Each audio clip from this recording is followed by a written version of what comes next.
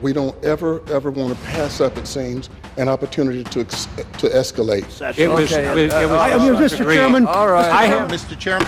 I am tired of it. But wait a minute, it's just I'm not through. Cause of this crap. This bull crap that you guys throw out here really gets old after a while. I've got a Valium pill here that you might want to take before the second round. I said I wasn't going to yield to you. You can shut up now. Wait just How many times do we do this? But we want to just fight. I abandon the chair. We have a crisis in government. We're gonna go in there, we're gonna impeach them. When sparks ignite They hate our country. and flames spread beyond their control.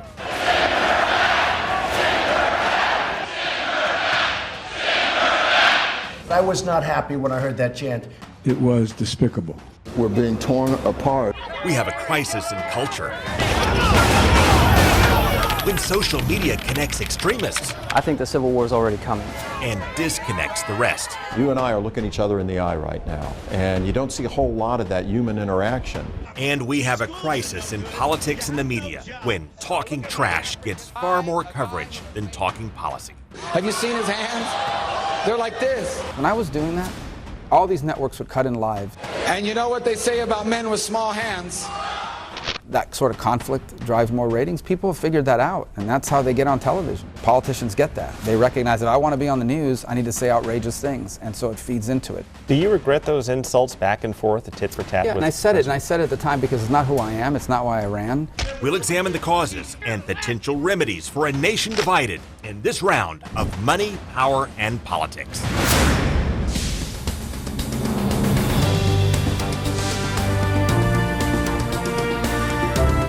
American politics is broken because we're living through a sudden and sharp rise of ignorance, and with it, a collapse of civility.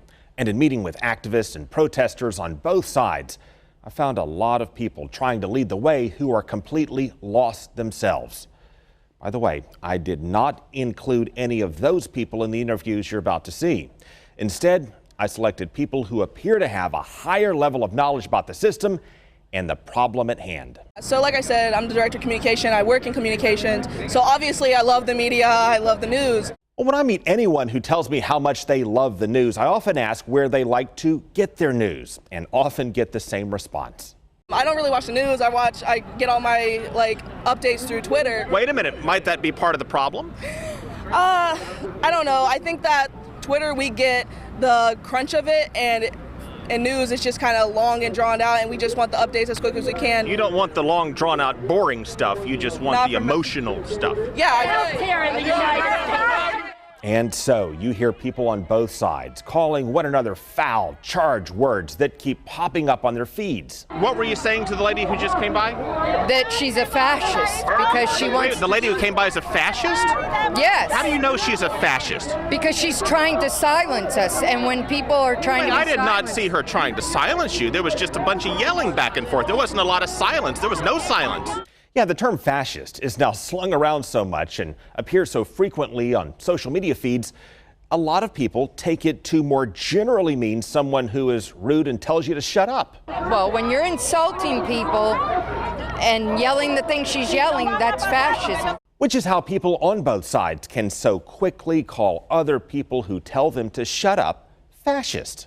Now, did you insult her by calling her a fascist? No, I was calling her what she was, a fascist. Until you take the time to explain what the word means. Oh, okay. Then I guess I don't know what fascism is. And then at that point, people tend to say, well, maybe both sides should tone it down. Do you ever feel that there's just too much shouting in the streets, people just egging each other on? Yes. People are just engaging in it too much? Yes, and which I just did.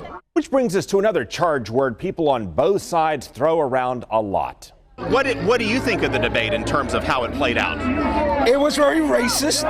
Racist? What was racist? You don't think it's a little overheated to call them racist? No. If you look at the definition of racism. Well, a racist holds the twisted belief that some people are superior or inferior to others based on their race, and that people should be hated or treated or mistreated accordingly. But people will interpret the word racism to more generally mean someone who disagrees with them.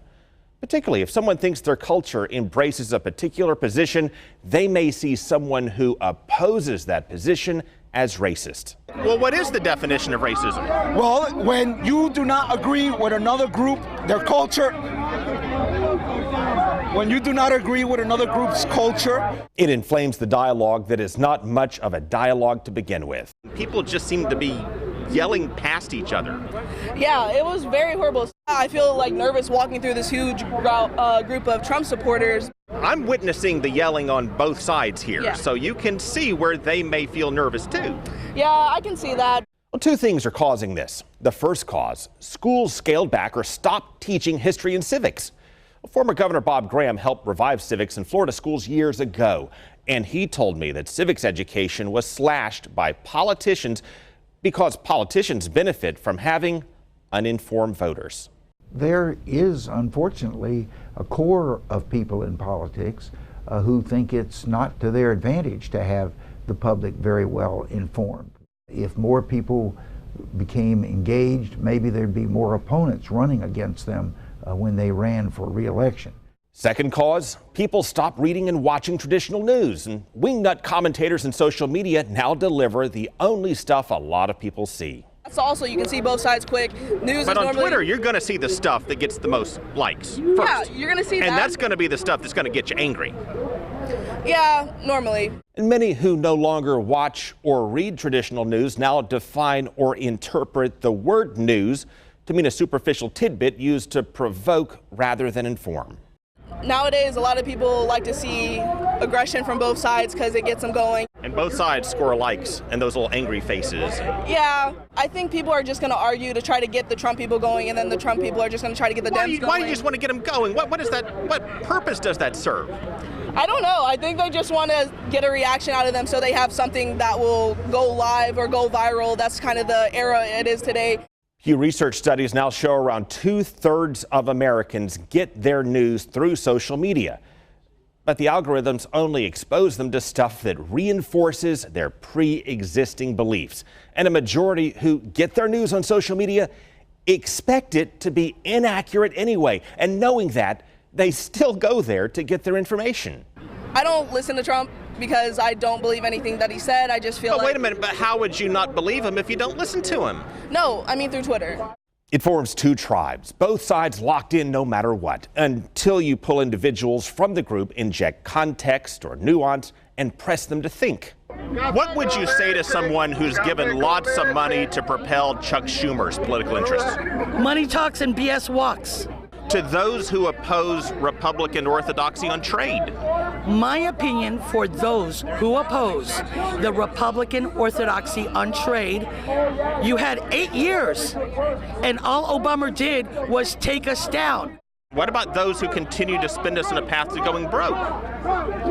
The ones that continue to do that are the Democrats. Wait a minute, didn't President Trump give Schumer a lot of money, and didn't he oppose Republican orthodoxy on trade, and isn't he signing off on the budgets that are taking us a path to Greece? I believe so. If the Lincoln-Douglas debates played out today, who would win? That's a good one. Douglas. Douglas would win? Why would Douglas beat Lincoln? You're talking about housing, clean water, paved streets. I don't think they were paving streets back then. In an age in which the president lauds colonial patriots for taking over airports, studies show more than 1/3 of all Americans don't know which century we fought the American Revolution. 60% have no idea who we fought in World War II. Only 1 in 3 American citizens could pass the test we require for new citizens. When you combine the breakdown in civics and history education with the rise of social media, this is what you get. Everybody's getting upset, and then you feel like your voice isn't heard, so you have to respond in the same way to get your voice heard.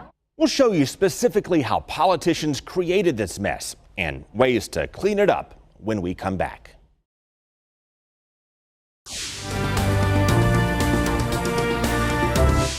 We're living in the age of hostility and dysfunction in politics, in which discourse is dumbed down and the art of compromise is lost. To figure out how to fix this, we need to understand what changed step by step. We'll start in the 1980s with President Ronald Reagan and House Speaker Tip O'Neill. Well, they sharply disagreed on policy, but found ways to unite the country in a bipartisan way and save Social Security along the way. And Mr. Speaker, I'm grateful you have permitted me in the past, and I hope in the future, that singular honor, the honor of calling you my friend. But while civility in modern politics peaked with Reagan and Tip O'Neill, that is also when both parties developed a gender gap.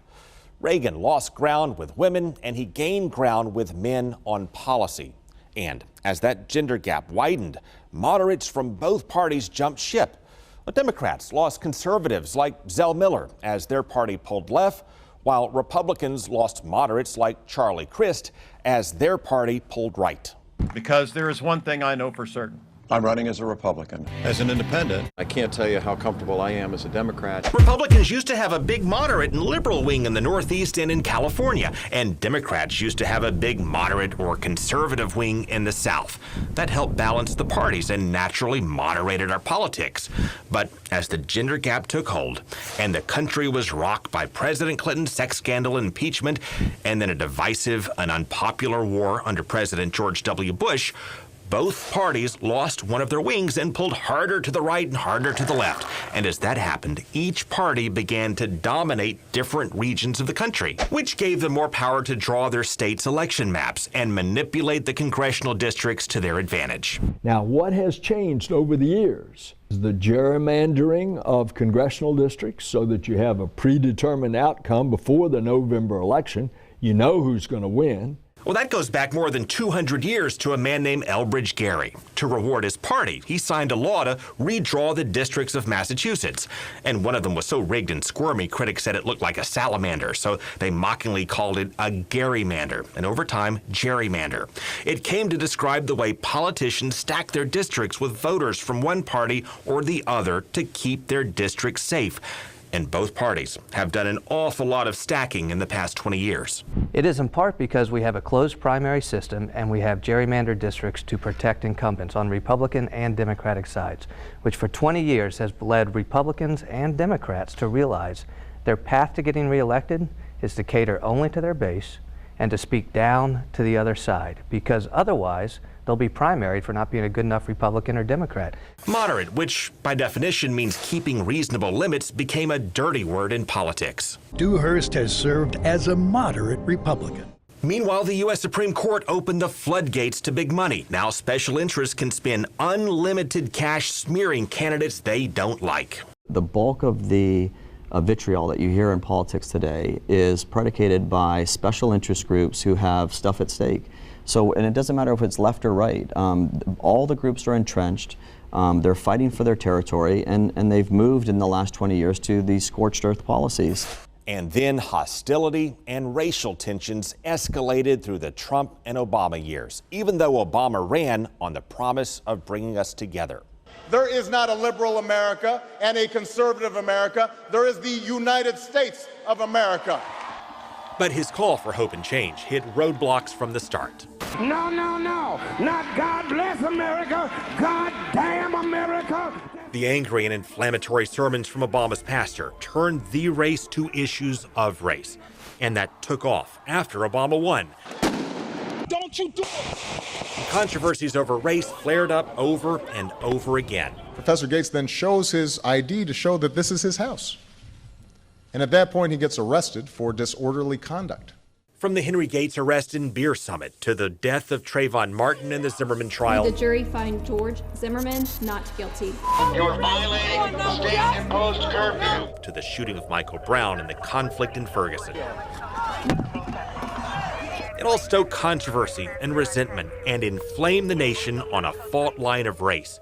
And the since debunked birther movement that claimed Obama was a foreigner took off. We still have not been able to wrap our hands around race relations and trying to bring people together to understand each other's culture. Republicans took over Congress. Obama held the White House 2 years later.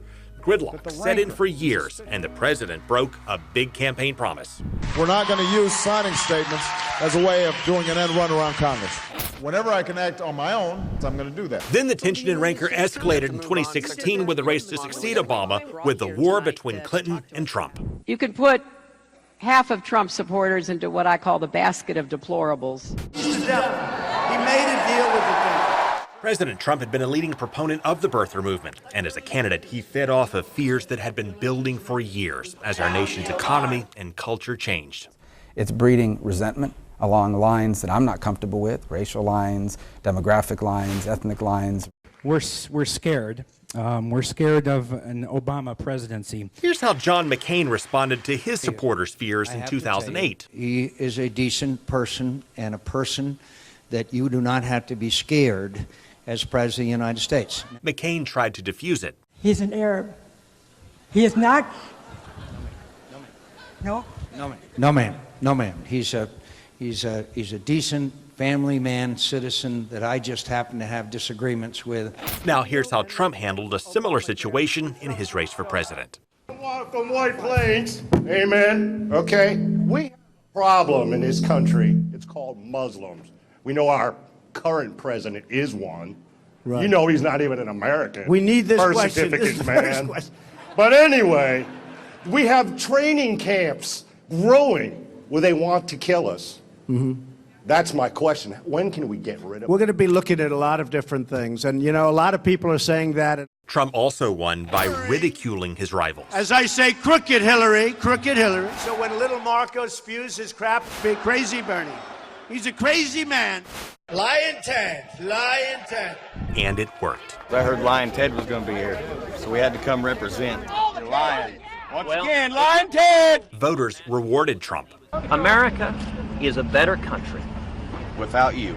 And Trump's opponents responded by belittling him. Describes his battles with venereal disease as his own personal Vietnam, of a braggadocious, arrogant buffoon. And so the race and our national discourse degenerated into a volley of personal insults that persist to this day. And so today, it's not enough to say the other side is wrong and here's why.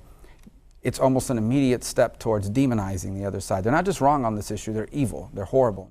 And that brings us to the search for solutions. We'll work through options and proposals from both parties when we come back.